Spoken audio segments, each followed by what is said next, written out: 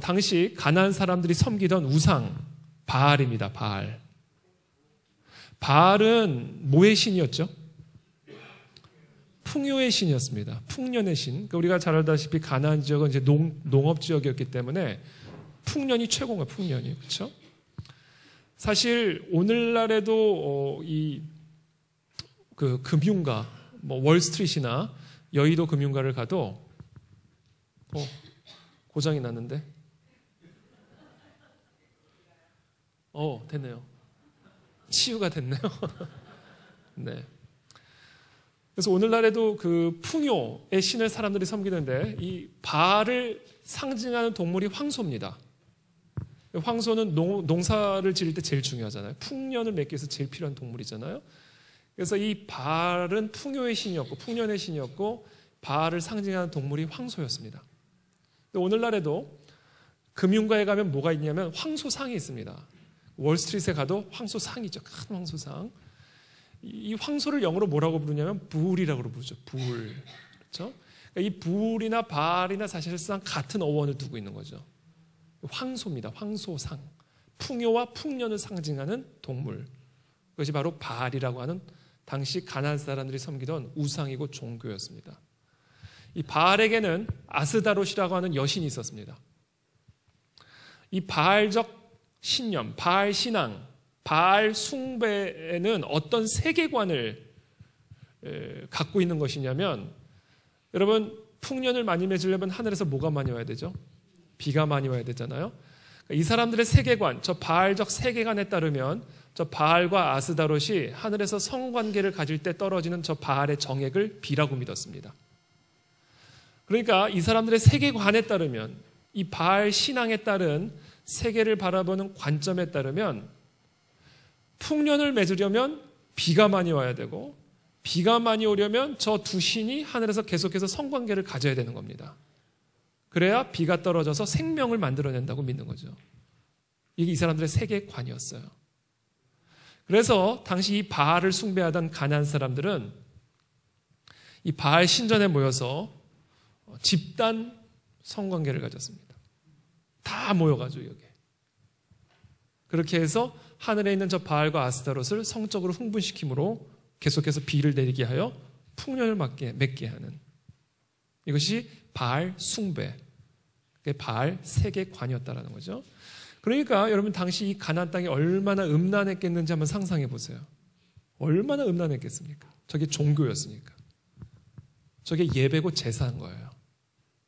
그러니까 음란을 거룩으로 포장을 해버리면 그때부터는 소망이 없습니다.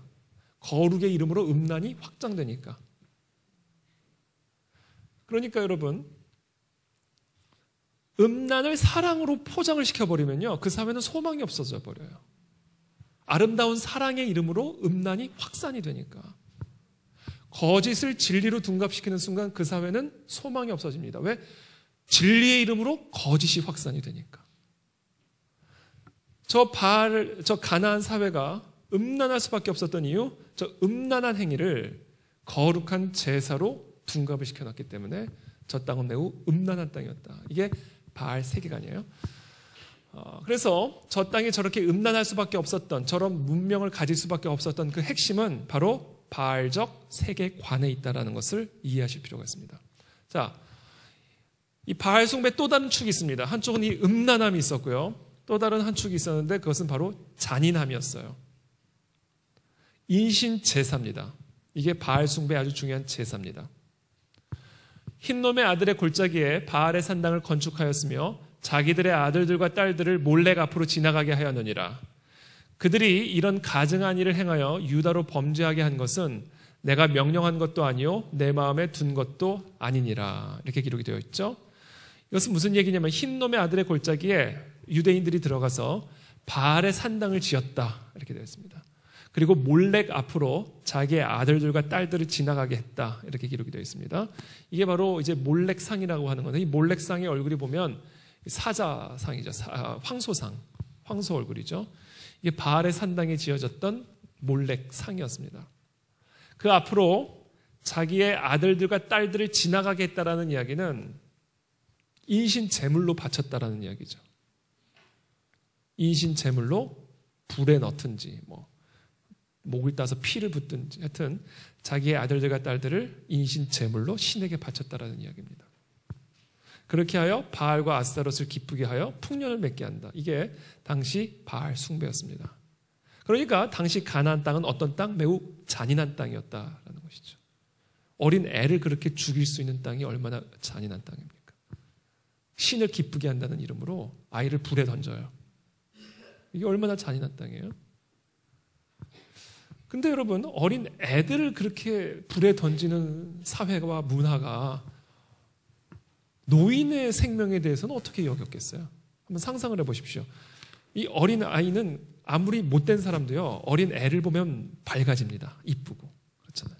근데 그런 애를 불에 던질 수 있는 사회가 노인의 생명을 어떻게 여겼겠으며 장애인의 생명은 어떻게 여겼겠으며 그러니까 한마디로 잔인한 사회가 되는 거예요. 그러니까 어린 아이들에 대한 그 어린 아이의 생명에 대한 태도는 일반적인 생명 윤리를 규정짓습니다. 그렇잖아요. 어린애를 그렇게 죽일 수 있는 사회가 뭐 사람 죽이는 건 일도 아닌 거죠. 그러니까 이 가나안이라는 땅은 한 축에는 매우 음란함이 있었고요. 또 다른 한 축에는 매우 잔인함이 있었다라는 것을 이해할 필요가 있어요. 그리고 이와 같은 음란하고 잔인한 문명은 눈에 보이지 않는 바알이라고 하는 종교, 바알이라고 하는 세계관의 열매들이었다라는 거예요.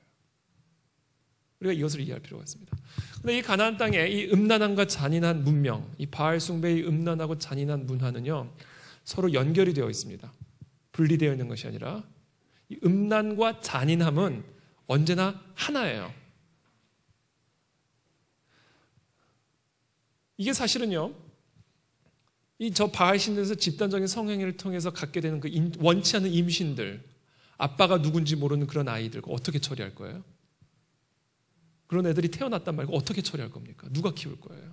그러니까 그것을 사실은 인신 제물의 형태로 처리를 하는 거죠, 사실상. 그러니까 이게 사실상 논리적으로 연결고리가 있는 겁니다. 이게 다 종교적인 행위로 포장은 되어 있지만 저렇게 음란함을 통해서 나오는 아이를 처리하는, 그러니까 이 음란함과 잔인함은요 언제나 연결이 되어 있어요. 그래서 어느 사회나 성을 가볍게 여기기 시작하잖아요. 그럼 반드시 생명을 가볍게 여기는 풍조들이 만들어집니다. 성윤리가 붕괴되기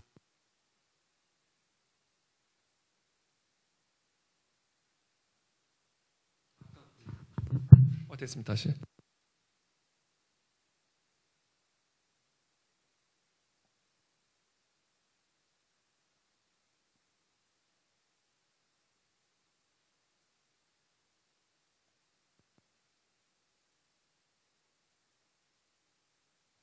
됐습니다. 필연적으로 갑자기 산신령 목소리. 네. 네. 감사합니다. 성윤리가 붕괴가 되면 필연적으로 생명윤리가 붕괴된다. 왜? 성이 생명을 만들어내기 때문에 그래요. 그래서 일반적인 사람들의 성에 대한 태도가 생명에 대한 태도로 직결이 됩니다. 예를 들면 오늘날 같은 사회에서 성을, 자유로운 성생활을 권리로 둔갑을 시키고 있잖아요. 동성애도 사랑으로 둔갑을 시키고 있잖아요. 아무나 누구랑이나 얼마든지 성관계를 갖는 것이 마치 개인에게 주어진 자유요 권리인 양 포장을 시키고 있잖아요. 그런 사회가 되면 어떤 사회가 되는지 아세요? 밤거리 함부로 다닐 수 없는 사회가 되는 거예요. 동성애가 정상적인 사랑으로 규정이 돼버리잖아요. 그럼 우리 아들들이 마음 놓고 목욕탕 갈 수 없는 사회가 만들어지는 거예요. 위험한 사회가 된다는 얘기예요. 그러니까 오늘날 이렇게 지금 마치 자유롭게 성생활하고 내 마음대로 내 안에 있는 성적 욕구를 마음껏 분출할 수 있는 사회가 매우 선진화된 사회인 것처럼 포장하고 있는데요. 그런 사회의 최대 피해는 우리 자녀들이 됩니다. 우리 자녀들이 된다고요. 자신의 개인의 어떤 성적 욕망을 만족시키기 위해서 지나가는 사람 붙들고 강간할 수 있는 사회가 되고. 그러니까 개인 안에 있는, 사람들 안에 있는 이 성적인 욕망을 절제하지 못하고 억제하지 못하고 그것을 인권이라는 이름으로, 자유라는 이름으로 해방을 시켜놓는 사회는요 매우 위험한 사회가 되는 거예요. 사실상 매우 위험한 사회가. 왜냐하면 성에 대한 태도가 사람의 생명에 대한 태도로 직결이 되기 때문에 그래요. 그 첫 타자가 낙태입니다. 첫 타자가 낙태죠. 이게 사실 저게 다 해 아래 새 것이 없는 거예요. 저 가나안 땅에 이루어졌던 저 똑같은 일들이 오늘날 동일하게 이 사회에서도 이루어지고 있는 거예요. 그래서 오늘날 우리가 살아가는 이 시대의 문화와 문명을 제대로 이해하고 분별하기 위해서는요, 오늘날 현대인들의 사고, 생각을 다스리고 있는 세계관이 무엇인지, 사상이 무엇인지를 좀 이해할 필요가 있습니다. 그래야 눈에 보이는 현상 세계에 나타나는 현상들을 분별하고 이해할 수 있는 통찰력을 갖게 돼요. 그것이 없으면 좋게 들리면 좋다고 생각하고요, 좋게 보여주면 좋다고 이야기합니다. 분별을 할 수가 없어요. 그 배후에 있는 눈에 보이지 않는 사상적 뿌리를 이해해야 눈에 보이는 이 현상 세계들을 분별할 수 있는 통찰력이 생긴다라는 거예요. 저는 이제 사실은 그 교회 안에서만 자란, 솔직히 말하면 교빠 출신입니다. 교회 오빠 출신. 근데 그러다가 이제 제가 목사가 됐고, 그러다가 하나님이 저를 이제 변호사 일을 할 수 있도록 세상으로 보내셨어요. 근데 제가 세상에 들어가서 뭐를 보게 됐냐면요, 거짓을 진리로 둔갑시키는 것을 자신의 업으로 삼고 있는 사람들을 보았습니다. 거짓을 진짜로 둔갑시키는 것을 자기의 사명으로 삼고 있는 사람들을 보았어요. 그 사람들은요, 교회 회중석에도 앉아 있었고요, TV에도 나오고요, 책도 쓰고요, 학교 강단에도 씁니다. 제가 그거를 봤어요. 정확하게. 예수님도 말씀하시죠. 마태복음에서 거짓 선지자를 조심하라. 양의 탈을 쓴 거짓 선지자를 조심하라. 제가 그걸 봤어요. 그걸 보면서 제가 충격을 받았습니다. 근데 그보다 더 큰 충격을 받았는 게 뭔지 아세요? 그런 거짓 선지자들의 말에 속아 넘어가는 그리스도인들 때문에 제가 더 충격을 받았습니다. 아니, 좋게 포장해서 말하면 그걸 그대로 받아들이더라고요. 내가 깜짝 놀랐어요. 분별을 못해요, 분별을. 근데 그것을 분별하지 못하는 이유가 무엇인가? 그것의 뿌리가 되는 이 세계관의 문제를 이해를 하지 못하고 있더라고요. 그래서 제가 어떤 결단을 하게 돼. 이거는 내가 물론 좋은 변호사, 좋은 법조인들도 참 많이 필요하지만 이 전쟁을 하기 위해서는 일단은 스스로를 그리스도인이라고 생각하고 주장하는 사람들부터 앉혀놓고 제대로 진리 주장을 시켜놔야 되겠다는 생각을 하게 됩니다. 그렇지 않고는 이거는 싸울 수가 없는 전쟁이 되겠더라고요. 싸울 수 없는 전쟁이. 왜 거짓 선지자들이 그렇게 TV에 나와서 가르치고 뭐 학교에서 가르치고 책 써서 하면 그리스도인들도 이 성경적 진리를 따라 분별하지 못하고 좋게 보이면 좋다고 생각하고 좋게 말을 해주면 막 좋게 생각하니까 이게 싸울 수가 없는 거예요. 싸울 수가. 그러는 가운데 제가 이 동성애 문제를 접하게 되었고 이 동성애 문제를 제가 깊이 살펴보고 연구하는 가운데 이게 결국은 세계관의 문제구나라는 사실을 알게 되었습니다. 그래서 제가 오늘 세계관의 전쟁이라는 주제를 가지고 이야기를 하는데 뭐 주어진 시간이 많지가 않기 때문에 할 수 있는 만큼만 오늘 이렇게 이야기를 하도록 하겠습니다. 목사님, 제가 몇 시까지 마치면 되죠? 4시 40분까지요? 네. 재작년 2월이 아니죠. 벌써 몇 년 전입니다. 간통죄가 폐지됐습니다. 지금 우리가 살아가는 이 가나안의 문명을 지금부터 몇 가지 사례만 보여드리도록 하겠습니다. 어떤 문화와 문명들이 지금 만들어지고 있는지. 간통죄가 폐지됐습니다. 간통이 뭐죠?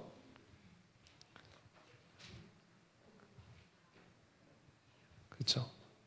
간통이라고 하는 것은요, 남편이 아내가 아닌 다른 여성과 성관계를 갖고 또는 아내가 남편이 아닌 다른 남성과 성관계를 가질 때 그것이 간통이 됩니다.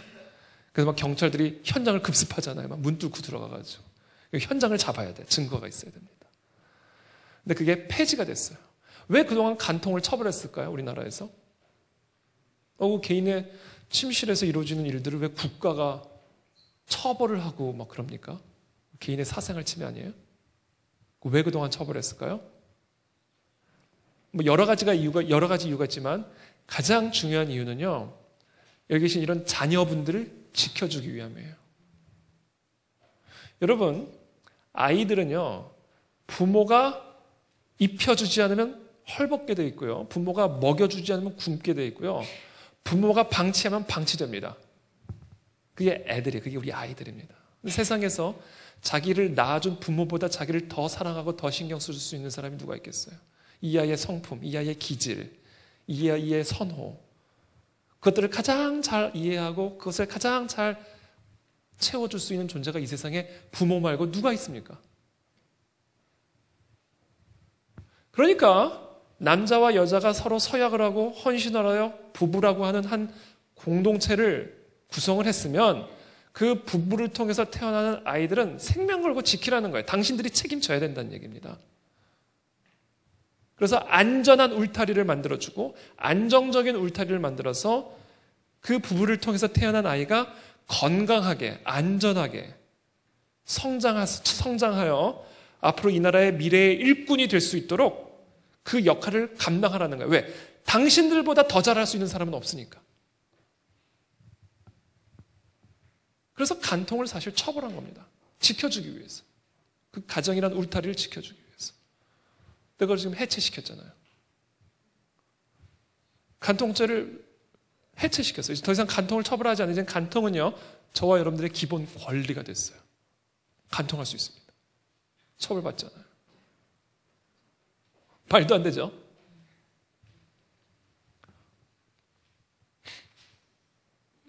그 이유를 이렇게 얘기합니다. 성에 관한 국민의 의식이 변화하고 성적 자기결정권을 중시하기 때문이다. 이렇게 헌법재판소의 논거를 제시합니다. 그러니까 지금 이 헌법재판소의 논거 안에 제가 오늘 여러분들에게 말씀드리고자 하는 이 가나안 땅을 다스리고 있는 세계관이 고스란히 지금 헌법재판소의 논거 안에 녹여져 있습니다. 그래서 이렇게 얘기하죠. 성에 관한 국민의 의식이 변화됐기 때문에 과거에는 간통을 죄라고 불륜이라고 판단했을지 모르지만 이제는 많은 사람들이 실제로 간통을 하고 있으니까 국민들의 의식, 간통을 생각하는 의식도 변했으니까 처벌하는 것은 맞지 않다. 이렇게 결론을 내린 거죠. 이 지금 논거 안에 전형적인 가나안 사상의 핵심이 녹여져 있는데 한마디로 이겁니다. 이 세상에 우리 모두가 반드시 따라야 할 삶의 질서나 법칙, 절대적인 윤리 도덕적 기준은 존재하지 않는다라고 하는 이 가나안 세계관의 핵심이 이 헌법재판소의 논거 안에 녹여져 있는 겁니다. 이 부분을 성의 영역에서 적용하여 이렇게 결론을 내린 거예요. 이 세상의 절대적인 진리, 이 세상에 모두가 따라야 할 절대적인 윤리 도덕적 기준은 특별히 성의 영역에서 존재하지 않는다. 그래서 국민들의 의식이 바뀌면 간통도 권리가 될 수 있다라는 결론입니다.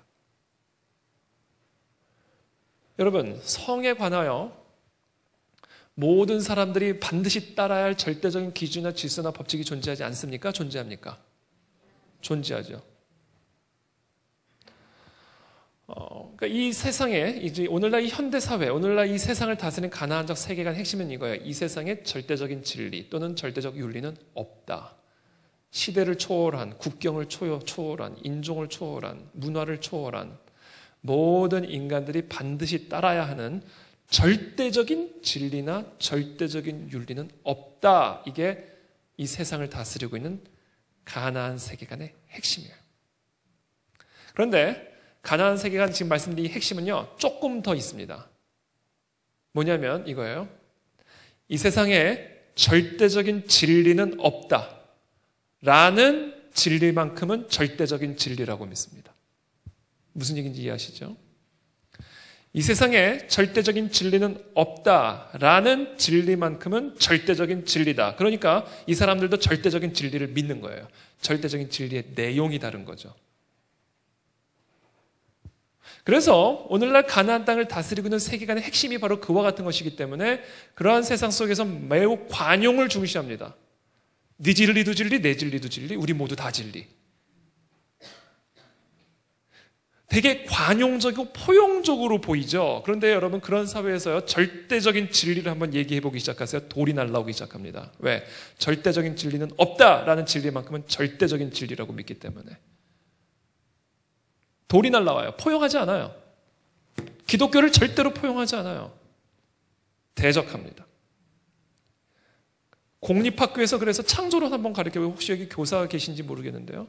선생님들 계신지 모르겠는데 한번 여러분 학교에서, 공립학교에서 한번 진화론이 아니라 창조론을 한번 얘기해 보세요. 여러분들의 자리가 위태로워집니다. 궁금하신 분들 한번 해보세요.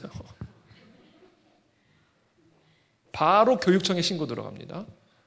동성애는 옳지 않다. 동성애는 비윤리적인 행위다. 라고 한번 공립학교에서 아이들한테 한번 가르쳐 보세요. 학생들이 신고합니다. 교육청에. 이건 뭐 수많은 사례들이 있어요. 제가 지금 지어내서 하는 얘기가 아닙니다. 아니, 관용을 중시한다면서요. 네 진리도 진리, 내 진리도 진리, 우리 모두 다 진리라면서요. 여러분, 네 진리도 진리, 내 진리도 진리, 우리 모두 다 진리라는 얘기는요, 진리는 없다라는 얘기예요. 그래서 그런 사회 속에서 절대적인 진리를 얘기하면 그래서 돌이 날라오는 겁니다. 공격이 들어오게 되는 거예요. 그래서 우리는 세계관의 전쟁터 속에서 살아가고 있다는 이야기입니다.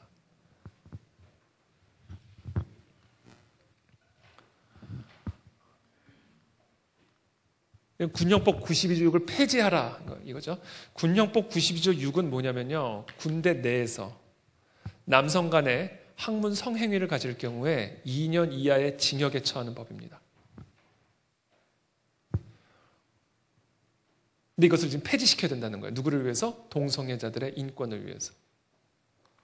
여러분, 만약에 저 군령법 92조 6이 폐지가 되면 어떤 결과를 초래하게 되냐면요, 우리 딸들을 군대에 보내서 다른 남자애들과 한 방에서 먹고 한 방에서 자고 한 방에서 씻게 하는 것과 똑같은 결과를 초래합니다.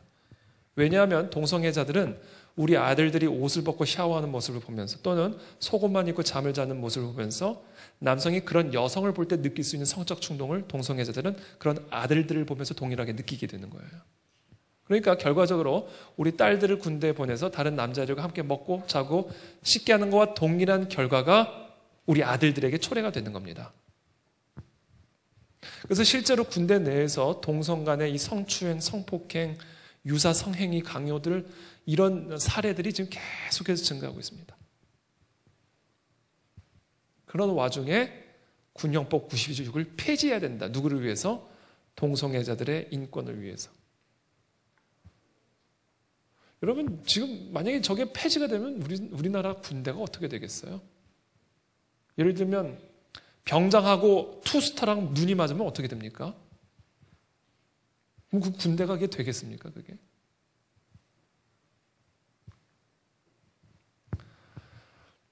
동성결혼 합법화 문제. 자, 이런 문제들이 왜 이게 지금 다 인권이라는 이름으로 진행이 되고 사랑이라는 이름으로 진행되고 자유의 이름으로 지금 사람답게 사는 세상이라는 이름으로 지금 이런 문화와 문명들이 지금 이루어지고 있는 거거든요. 그럼 지금 저런 이야기들을 지금 다 미사역으로 포장하고 있습니다. 저건 반드시 저렇게 해야 되고 저런 세상을 만들어야만 한다라는 온갖 좋은 이야기들을 다 갖다 붙여서 그리스도인들조차도, 일부 그리스도인들조차도 저거 해야 되는 거 아니야? 저 인정해야 되는 거 아니야? 이런 지경에까지 이르게 되는 거예요. 그러니까 이와 같은 문화와 문명을 제대로 분별을 하려면 저와 같은 문화와 문명을 만들어내는 그 사상, 그 세계관이 무엇인지를 알아야 돼요. 그래야만 왜 우리 그리스도인으로서 교회가 저와 같은 문화와 제도와 문명이 이 땅에 절대로 뿌리내리지 못하게 해야만 하는지를 알 수가 있고 목소리를 낼 수가 있습니다. 해도 되고 그만, 뭐 안 해도 그만, 이게 되지가 않는 거예요. 그러니까 이겁니다. 사랑이 뭐냐에 대한 서로 다른 두 세계관이, 관점이 첨예하게 지금 우리 사회에서 충돌하고 있는 거예요. 인권이 뭐냐, 평등이 뭐냐, 결혼이 뭐냐 등등등 사회의 우리 다양한 이슈들에 대하여 서로 다른 두 관점과 기준이 지금 우리 사회에서 아주 첨예하게 갈등을 일으키고 있고 충돌을 일으키고 있는 겁니다. 한쪽에서는 동성애를 사랑이라고 말하고 한쪽에서는 동성애를 음란이라고 이야기를 하고 한쪽에서는 동성 결혼이 인권의 문제라고 이야기를 하고 한쪽에서는 그것은 결혼이 아니라고 이야기를 하고 그러니까 아주 서로 다른, 그러니까 똑같이 사랑을 이야기하는데 서로 다른 사랑을 이야기하는 거고요. 똑같이 인권을 이야기하지만 서로 다른 인권을 이야기하고 있는 겁니다. 그게 왜 그런가? 서로 다른 두 세계관의 뿌리를 둔 서로 다른 두 관점을 가지고 있기 때문에 이 서로 다른 두 세력이 이 사회에서 끊임없이 갈등과 충돌을 일으키는 거예요. 한쪽 세력은 성경적 진리를 토대로 한 교회고요. 또 다른 세력은 이 진리를 절대로 인정하지 않고 절대적인 진리는 절대로 없다라는 그 세계관을 토대로 한 세력, 세상이 지금 우리 사회에서 강력하게 충돌하고 있는 겁니다. 한쪽은 성경적 세계관이고 한쪽은 오늘날 이 세상을 다스리고 있는 가나안 땅을 다스리고 있는 바알적 세계관, 그것을 철학적인 용어로 자연주의 세계관이라고 말을 합니다. 자연주의 세계관. 이 두 세계관이, 그리고 이 서로 다른 두 세계관을 따르는 무리와 세력들이 오늘 이 땅에서 첨예하게 갈등과 충돌을 일으키고 있고요. 바로 이 충돌이 이 땅에서 펼쳐지는 영적 전쟁의 본질이라는 것을 이해하셔야 됩니다. 제가 그 이야기를 조금 더 설명드릴게요. 일단 자연주의 세계관이 뭔지를 좀 이해할 필요가 있어요. 아주 쉬운 얘기입니다. 전혀 어려운 얘기가 아니에요. 오늘날 이 현대 사회를 다스리고 있는 이 바알적 세계관, 이게 자연주의라고 하는 건데, 말 그대로 자연주의는 이겁니다. 눈에 보이는 자연 세계가 이 세상에 존재하는 전부다라고 믿는 세계관이에요. 눈에 보이는 하늘이 이 세상에 존재하는 전부이지 그 하늘 위에 천국 따위는 없다. 내가 밟고 있는 이 땅이 이 세상에 존재하는 전부지 이 땅 밑에 지옥 따위는 없다. 눈에 보이는 이 물질 세계, 눈에 보이는 이 자연 세계가 이 세상에 존재하는 전부다. 그래서 자연주의입니다. 그래서 이 자연주의는 무신론하고 동의어예요. 초자연적인 영적 세계나 실체를 인정하지 않기 때문에 무신론적 세계관, 유물론적 세계관 다 동의어입니다. 진화론적 세계관하고도 동의어예요. 이 자연주의 세계관에 따르면 태초에 자연이 자연을 만들어냈다라고 믿습니다. 왜? 자연 외에는 존재하지 않으니까. 자연만이 존재하는 전부이기 때문에 이 땅에 만들어진 이 모든 자연 세계를 어떻게 설명할 수 있어요? 자연이 스스로 만들어냈다라고 밖에 설명할 수 없는 겁니다. 이게 자연주의 세계관입니다. 반면에 성경적 세계관은 눈에 보이는 저 자연 세계는 눈에 보이지 않는 것으로 말미암아 나타났다라고 믿습니다. 태초에 하나님이 천지를 창조하셨다라고 믿어요. 그래서 성경적 세계관은 눈에 보이는 자연 세계가 전부가 아니라 이 자연 세계를 만들어낸 초자연적 영적 세계가 있고 영적 실체, 즉 하나님이 존재한다. 우리가 살아가는 이 자연 세계는 눈에 보이지 않는 태초에 하나님이 창조하신 피조 세계라고 믿습니다. 그런데 이 성경적 세계관에 따르면 단순히 눈에 보이는 자연 세계를 하나님이 창조하셨을 뿐 아니라 저 자연 세계를 창조하실 때 함께 창조 질서와 법칙을 함께 창조하셨다고 믿어요. 그러니까 하나님이 창조하신 이 자연 세계는 자기 마음대로 움직이고 다니는 게 아니라 저 자연 세계를 창조하실 때 함께 창조하신 질서와 법칙의 다스림을 받고 있다라고 믿습니다. 그것을 일컬어 우리는 진리라고도 표현할 수 있고 윤리라고도 표현할 수 있고 어떤 질서와 법칙, 그리고 이와 같은 것들은 하나님이 태초에 정하신 것이기 때문에 절대적이라고 믿습니다. 이게 성경적 신앙이에요. 이거를 믿지 않으면 우리는 그리스도인이 아닌 겁니다. 성경을 인정하지 않는 거예요. 자, 하나님이 태초에 천지를 창조하셨을 뿐 아니라 저 천지를 다스리는 질서와 법칙, 진리와 윤리를 함께 창조하셨는데, 예를 들면 이런 거예요.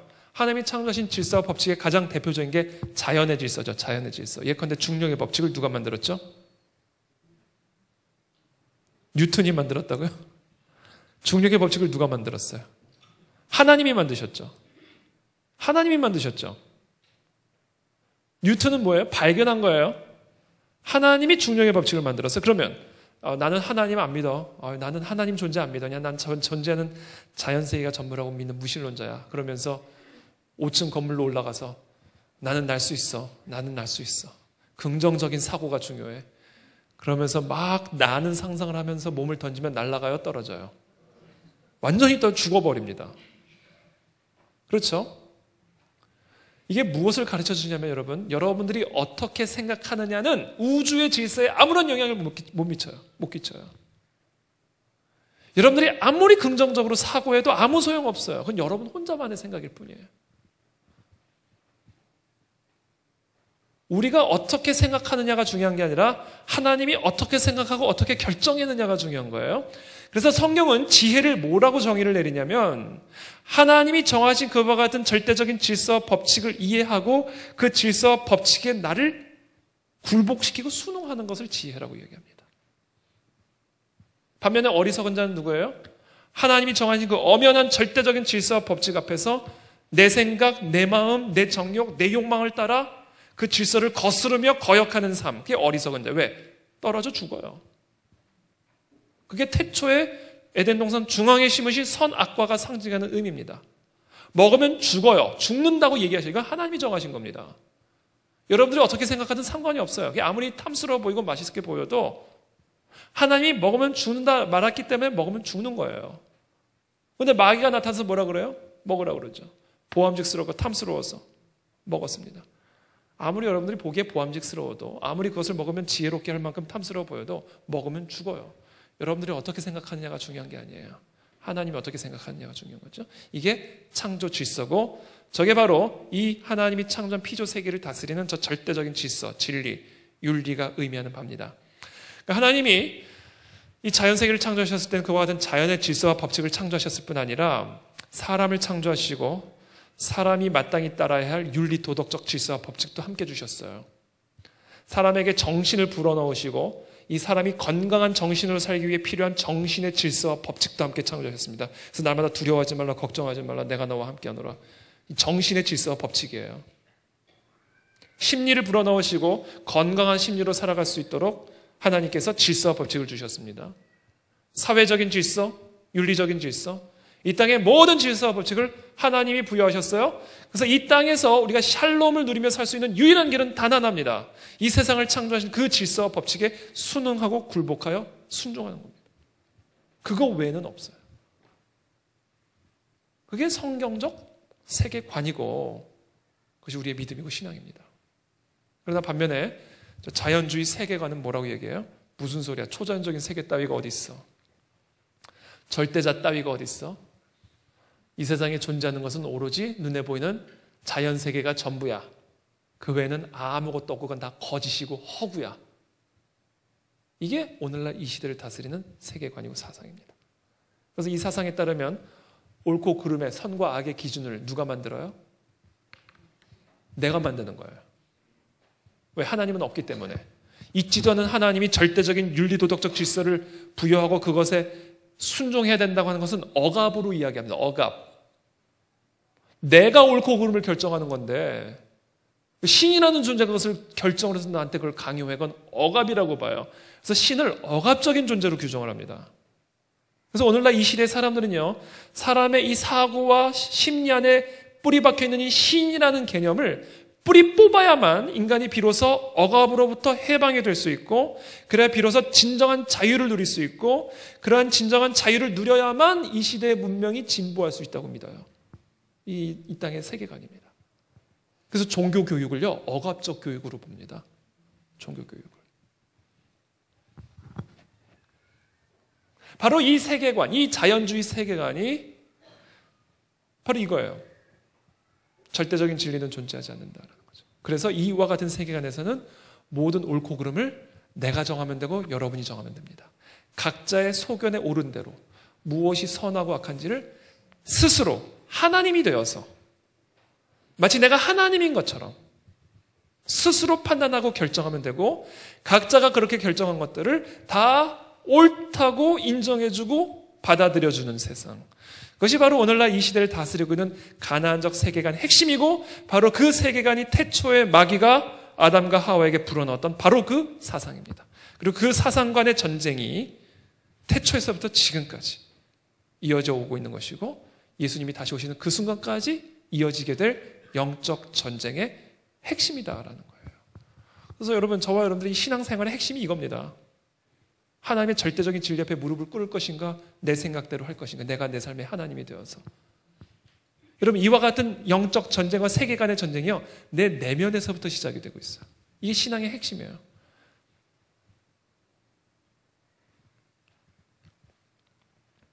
그래서 이 내면에서 이루어지고 있는 이와 같은 동일한 영적 전쟁이 이 사회적으로도 국가적으로도 이루어지고 있기 때문에 이 땅에 정말 하나님의 나라가 회복이 되고 하나님의 통치가 회복이 되는 그러한 나라가 되고 그런 가정이 되기 위해서 가장 먼저 내 내면에서 펼쳐지는 그 영적 전쟁부터 내가 이겨야 됩니다.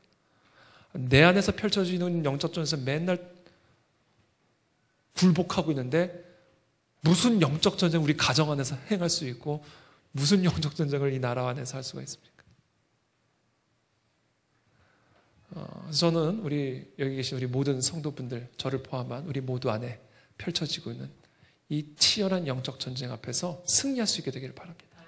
하나님의 진리, 예수 그리스도의 복음 앞에 무릎을 꿇고 내 삶의 주권을 온전히 하나님께 내어드려서 그분을 따라가는 삶을 살아갈 때 비로소 내 심령 안에 하나님의 나라, 통치가 임할 수 있고 그 사람을 통해서 가정 가운데, 나라 가운데, 민족 가운데 하나님의 통치가 회복이 될 수 있는 거예요.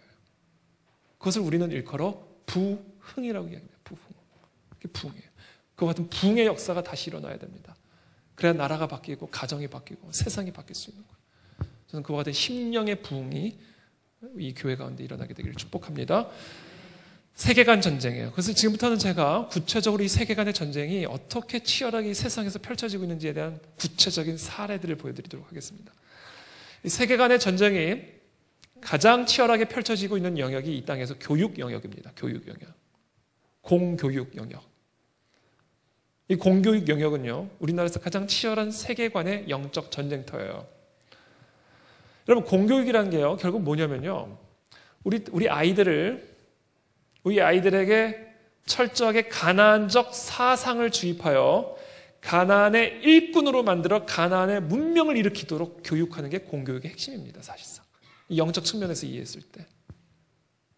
그래서 여러분, 공교육에 대해서 우리는요, 아주 각별한 주의를 기울여야 돼요. 왜냐하면 우리 어린 아이들부터 철저하게 가나안 사상을 불어넣어 가나안적 세계관으로 무장된, 그래서 가나안의 문명을 일으킬 수 있는 가나안의 일꾼으로 훈련시키는 프로그램이 공교육 프로그램이기 때문에 그래요. 그러니까 학비 내지 말고 네 자녀를 내놓으라는 얘기예요. 돈 대신 자녀를 내놓으라는 거예요. 그러니까 우리가 이거에 대해서 매우 각별한 유의를 기울여야 되죠. 세계관의 전쟁이 가장 치열하게 펼쳐지고 있는 영역이 바로 이 교육 영역인데요. 교과서입니다. 생활과 윤리라는 교과서인데, 윤리 교과서인데요.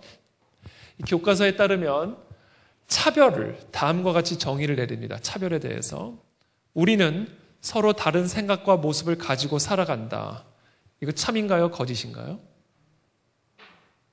참이죠. 우리는 서로 다른 생각과 모습을 가지고 살아갑니다. 따라서 저마다 다른 사람 사이에서 나타나는 차이는 당연하다. 이건 참인가요? 거짓인가요? 이것도 참이죠. 우리는 다 다르잖아요. 그러니까 차이가 있죠. 차이가 있죠. 당연한 얘기죠. 그런데 아무런 해도 끼치지 않은 어떤 개인의 차이에 다수의 힘이나 권력의 힘을 빌려 옳고 그름과 좋고 나쁨의 기준을 무리하게 들이대면 그것은 차별로 변하고 만다.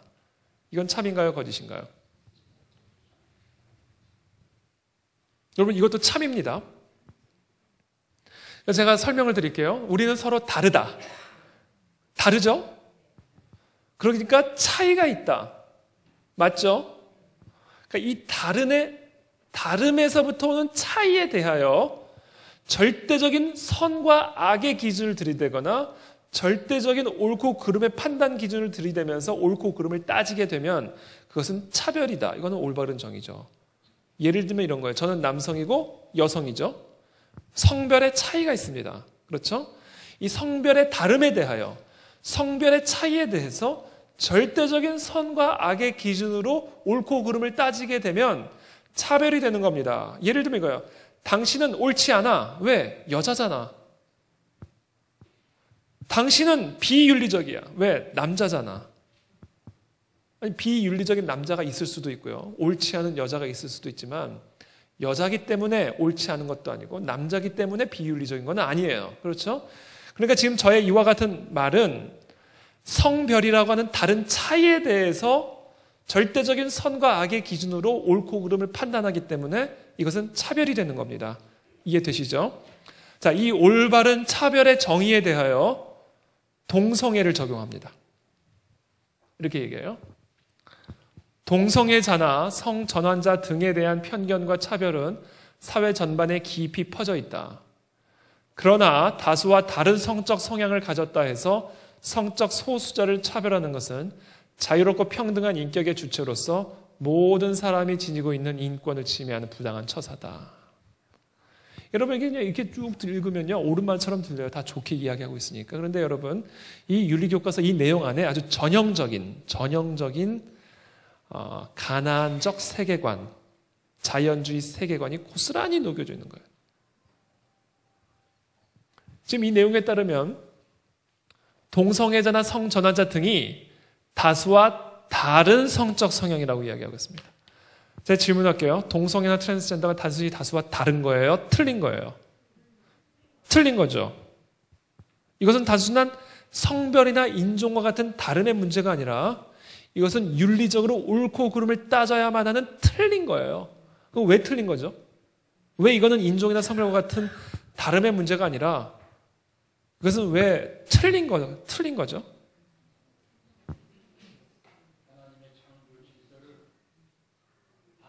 아멘. 저 오늘 강의할 필요 없는데요, 목사님. 정확한 말씀입니다. 이것 때문에. 바로 이 하나님이 정하신 이 질서에 반하는 것이기 때문에 저게 틀린 거예요. 여러분, 우리는요, 이 질서에 대해, 이 진리에 대해 절대로 흔들리거나 타협하면 안 됩니다. 우리는 그럴 수 있는 자유가 없어요. 하나님이 부여하신 진리이기 때문에.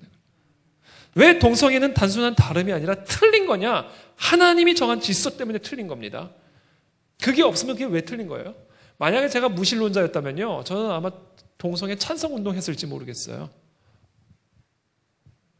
아니, 아무리 여러분들이 동성애를 잘못됐다고 생각을 해도 제가 여러분들의 생각을 따라가야 할 이유는 없잖아요. 왜? 여러분들은 절대자가 아니니까. 마찬가지로 제가 아무리 동성애를 잘못된가라고 생각을 해도 그것을 내가 공공연히 다른 사람들에게 그건 잘못된 거야라고 가르치거나 선포할 수 있는 권리가 없어요. 왜? 나는 절대자가 아니니까. 절대자가 없다면 절대적인 진리도 없을 것이고 절대적인 진리가 없다면 우리가 힘써 싸워야 할 진리도 없는 거예요. 하고 싶으면 하면 되는 거고.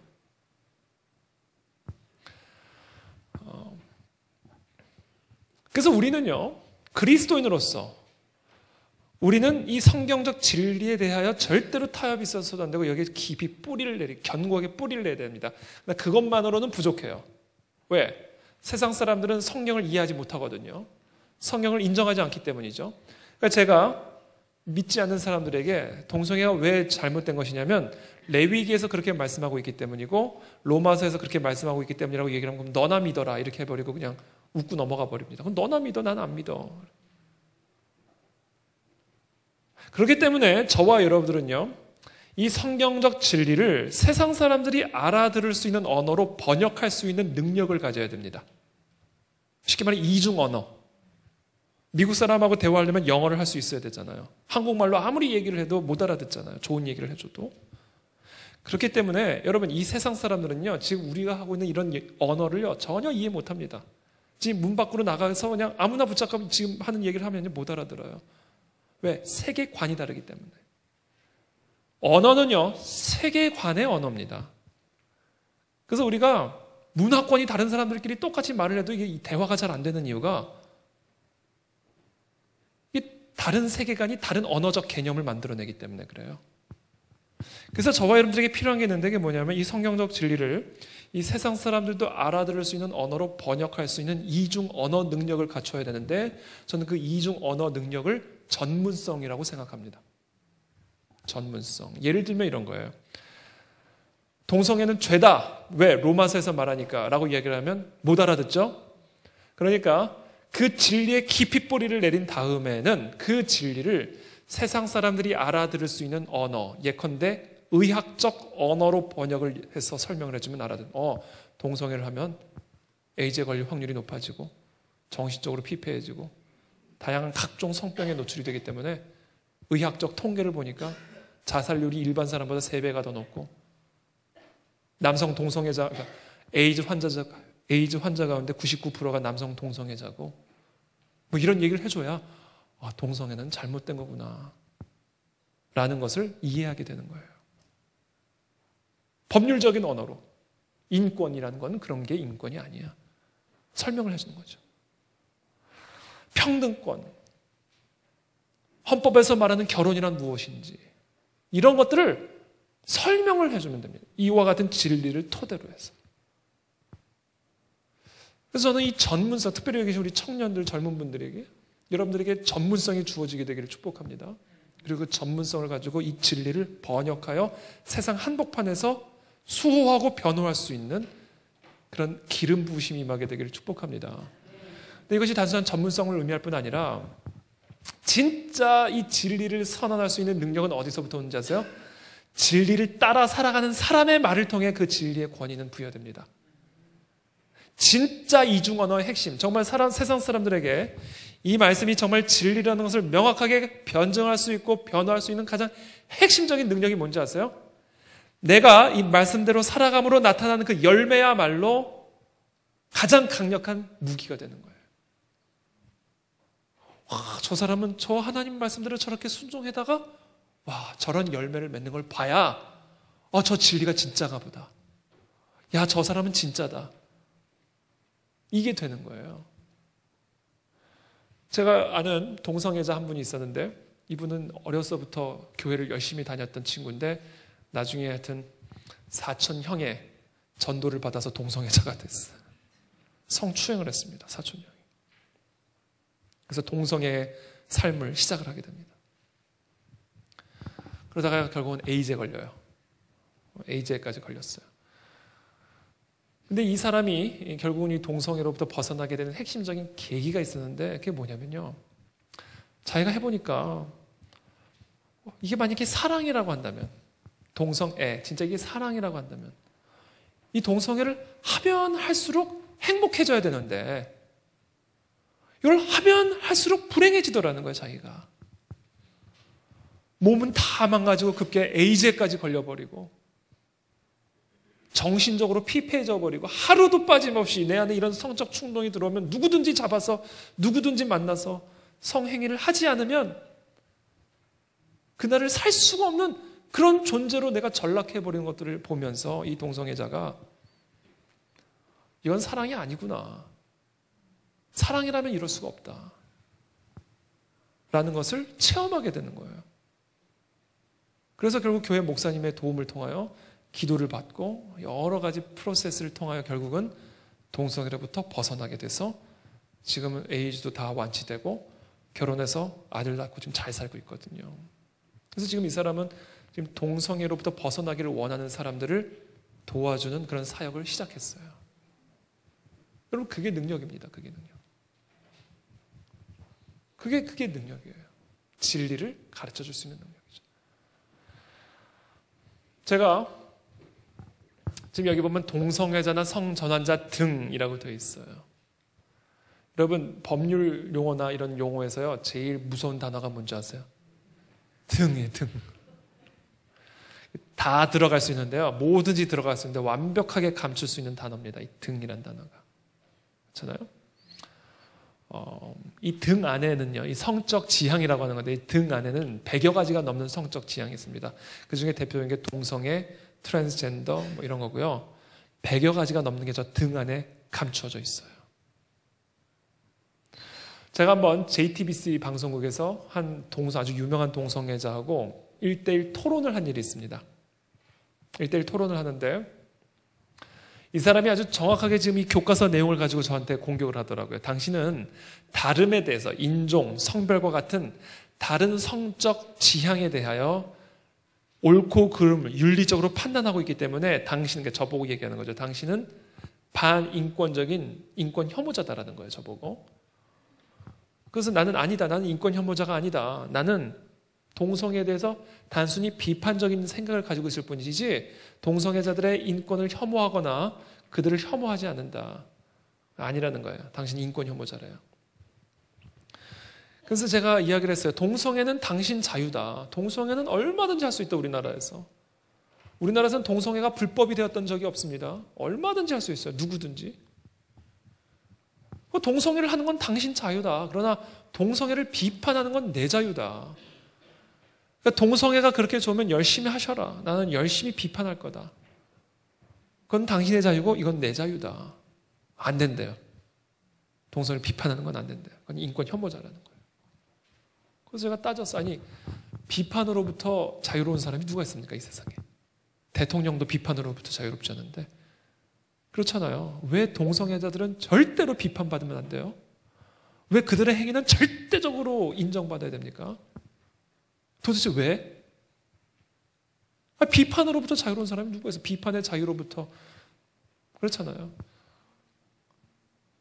그랬더니 그러면서 안 된대요. 그러면서 이분이 무슨 얘기를 하냐면 그래서 제가 그 사람한테 이렇게 질문을 했어요. 그렇다면 당신 일부 다처제에 대해서는 어떻게 생각합니까? 라고 질문을 던졌어요. 일부 다처제. 그랬더니 그건 안 된대요. 왜냐하면 그건 여성의 인권을 침해하는 거래요. 한 남성이 막 두 여성, 세 여성과 결혼하는 거는요. 여성의 인권을 침해하는 거래요. 그래서 제가 따졌어요. 왜 당신은 일부 다처제자들을 차별하십니까? 그리고 제가 또 질문을 던졌어요. 그럼 당신은 소아성애에 대해서는 어떻게 생각합니까? 여기 등 안에 들어가 있는 성적 성향 가운데 또 어떤 게 있냐면 소아성애라는 게 있습니다. 페도필리아라는 소아성애. 이거는 어린 애들을 보면요. 성적으로 흥분하고요. 어린 애들하고 성관계를 갖는 사람들입니다. 소아성애자들. 그래서 제가 얘기했어요. 당신 소아성애에 대해서는 어떻게 생각합니까? 그건 안 된대요. 그건 어린 애들의 인권을 침해하는 거예요. 아이들은 합의할 수 있는, 성관계를 위한 합의할 수 있는 그게 안 되기 때문에 안 된다. 그래서 제가 따졌죠. 합의하면 됩니까? 합의하면 되는 겁니까? 정확한 이성을 가지고 정말 성관계를 갖고 싶어서 당신과 합의하면 되는 겁니까? 그게 합의가 그렇게 핵심적인 요건입니까? 또 얘기했어요. 당신 그러면 기계성애자에 대해서는 어떻게 생각합니까? 이게 메카노필리아라는 게 있어요. 어떤 특정 기계를 보면 흥분해요. 성적으로. 이게 정신질환입니다. 정신병이에요. 여러분 이제 우리 사회가요. 로봇하고 성관계 갖는 시대가 왔습니다. 로봇. 여러분 로봇하고 성관계를 갖는 거는 간음이에요? 아니에요? 로봇인데 기계. 여러분 하나님 예수님께서 간음을 내면에서부터 시작되는 것으로 규정한 이유가 있습니다. 누구랑 언제 뭘 어떻게 하느냐가 핵심이 아니에요. 간음의 핵심은 마음의 마음. 간음은 마음의 죄입니다. 그래서 제가 얘기해요. 기계 성애자들은 어떻게 생각합니까?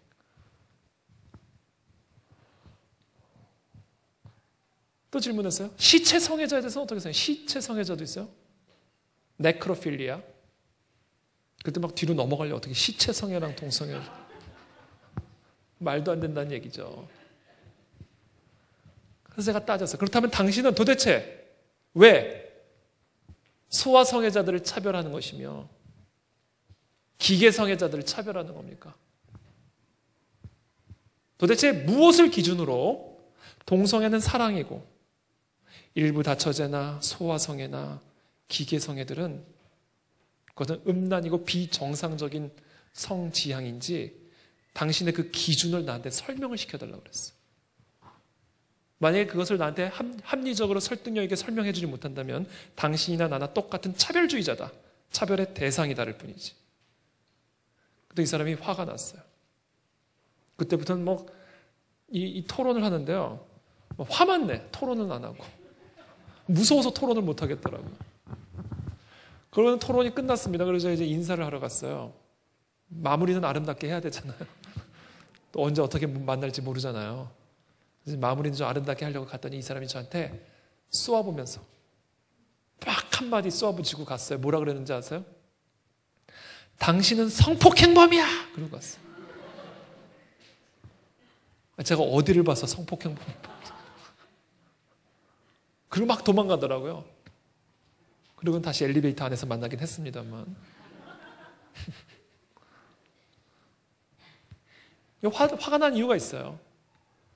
이 사람들이 갖고 있는, 이 세상이 갖고 있는 이 거짓된 세계관의 모순을 정확하게 찔렀기 때문에 그래요.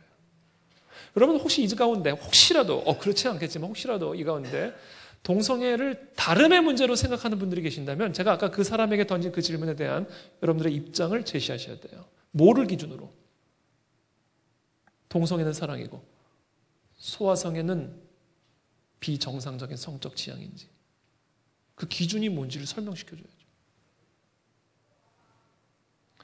사실 그 사람이 그렇게 화가 났던 이유, 그리고 화가 날 수밖에 없었던 이유는 정말 하고 싶은 대답을 할 수 없었기 때문에 그 사람이 정말 할 수밖에 없었던 대답이 뭔지 아세요? 사실은 다 된답니다. 그 사람이 원하면. 나는 원치 않지만 만약에 그 사람이 소아성애를 하겠다면 오케이, 내가 무엇이 관대? 그 사람의 성적 지향이 옳고 그르네 판단을 하겠냐는 거예요. 그래서 솔직하게 그 사람이 할 수밖에 없는 대답, 그리고 하고 싶었던 대답은 딱 하나야. 뭐예요? 다 된다. 그 사람이 원한다면. 근데 그 말을 차마 카메라 앞에서 할 수가 없죠. 소아성애에 대해서 그렇게 얘기를 해보세요. 그럼 사람들이 동성애에 대해서 옳다고 생각했던 사람은 뭐야 저거? 저거 완전 이거 아니야? 돌아설 것 아니에요. 그러니까 전략적으로 카메라 앞에서 그렇게는 못 말합니다. 기다려야 돼요. 언제까지? 국민들의 의식이 바뀔 때까지. 그러니까 기본적으로 오늘날 이 현대 사회, 이 세상에 다스리고 있는 이 세계관의 핵심은 이거예요. 절대적인 존재가 없으니까, 절대자가 없기 때문에 절대적인 진리, 윤리도 없고, 그러므로 각자가 옳은 대로 하면 되고 우리는 다 그것을 인정해주면 되는 거예요. 그래서 이러한 사상적 흐름 속에서 이 땅의 문화와 문명들이 만들어지기 때문에 이 사회에서 가장 중점적으로 전력을 투구하는 부분이 있습니다. 뭔지 아세요? 국민들의 의식 바꾸는 거예요. 국민들의 의식만 바꾸면 다 됩니다.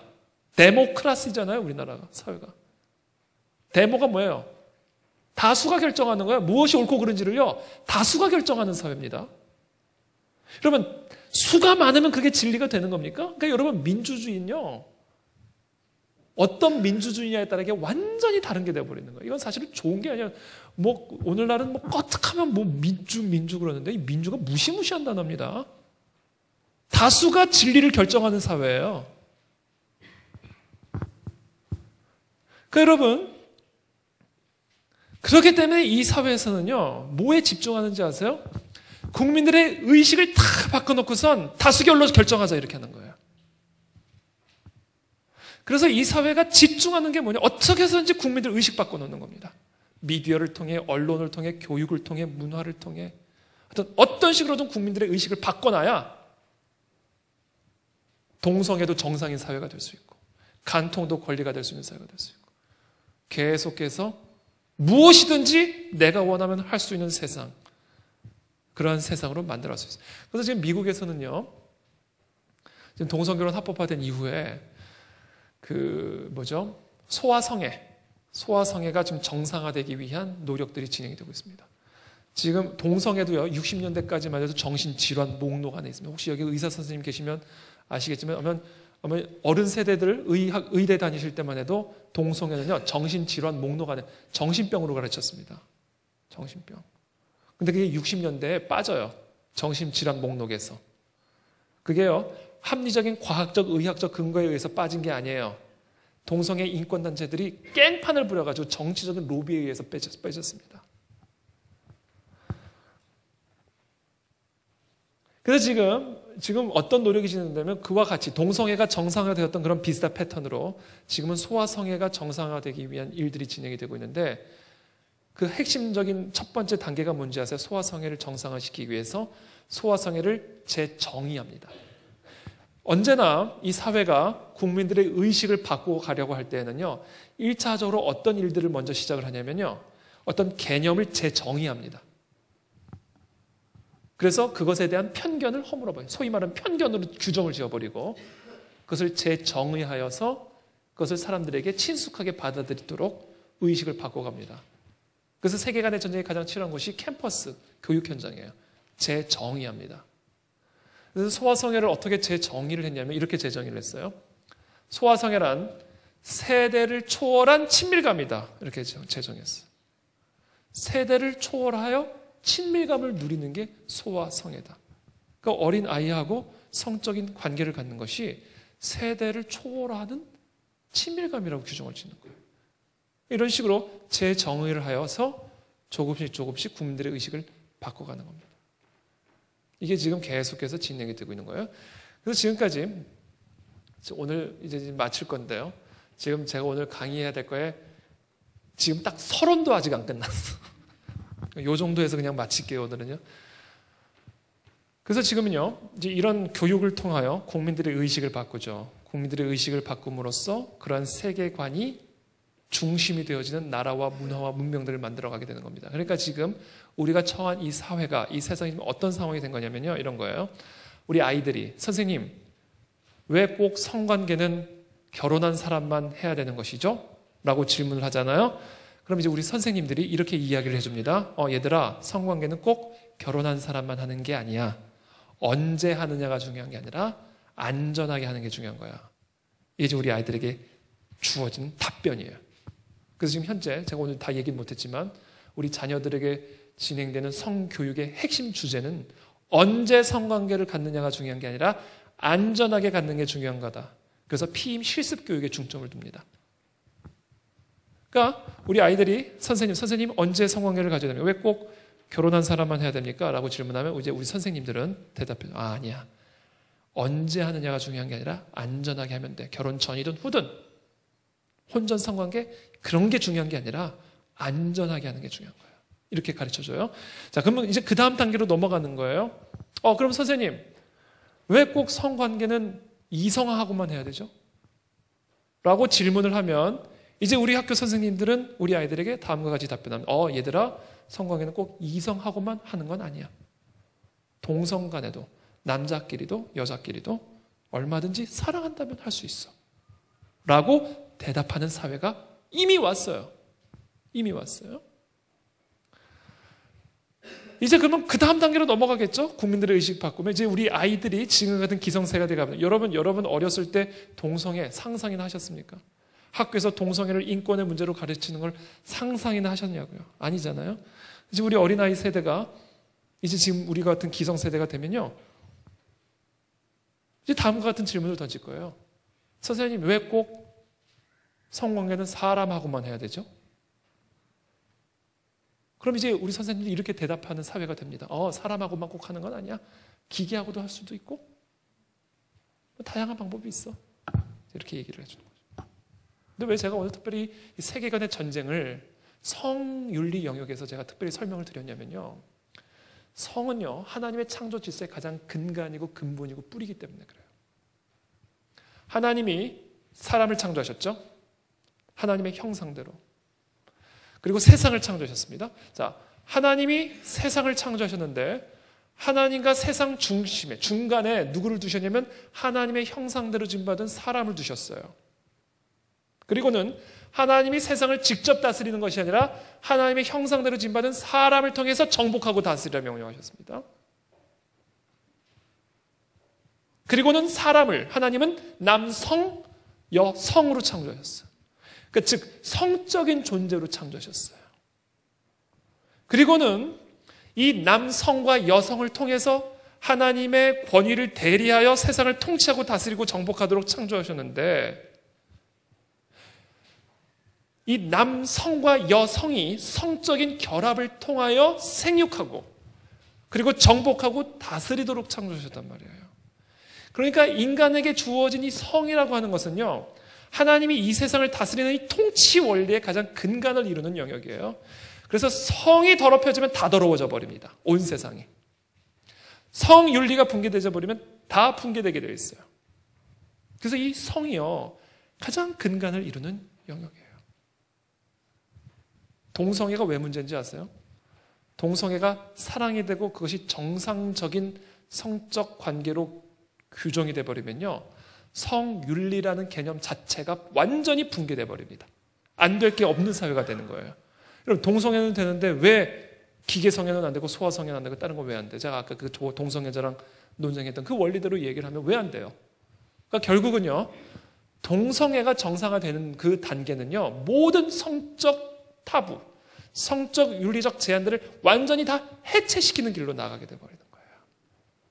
그래서 마귀는 압니다. 사람들이 가장 공개적으로 이야기하기를 꺼리는 그 부분이 창조 질서의 가장 근간인 것을 알기 때문에 그 가장 근간, 가장 내밀한, 인간의 삶에서 가장 내밀한 그 부분을 완전히 파괴하여 하나님의 창조 질서를 붕괴시키겠다는 게 마귀의 전략이에요.